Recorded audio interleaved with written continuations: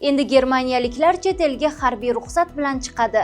Endi 17 yoshdan 45 yoshgacha bo'lgan germaniyaliklar vatanidan uzoqqa ketmoqchi bo'lsa, qurolli kuchlardan ruxsat olishi kerak. Bu xoh o'qish uchun bo'lsin, xoh ishlash yoki sayohat uchun farqi yo'q. Ular shu orqali harbiy ro'yxatga olib qo'yiladi. Germaniya mudofaa vazirligi bunday ruxsat zamonaviy armiya to'plash uchun maqsad ekanligini aytmoqda.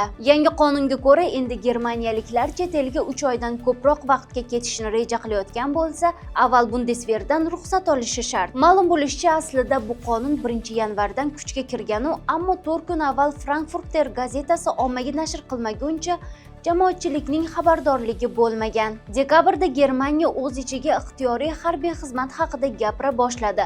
Yanvardan esa yoshlarga armiyaga qiziqish haqida so'rovnomalar kela boshlagan. Agar vaziyat jiddiy tus olsa, yosh germaniyaliklar iyul oyidan 2027-yil uchun harbiy tayyorgarlik boshlashi mumkin. Garchi Germaniyada qizlar armiya xizmatiga borishi ixtiyoriy bo'lsa-da, yakunda ular ham safga qo'shilishi mumkin. Germaniyadan uzoq vaqtga chiqishdagi harbiy ruxsatnomani esa hozirda vazirlik ortiqcha qog'ozbozlikka yo'l qo'ymaslik uchun deb izohladi.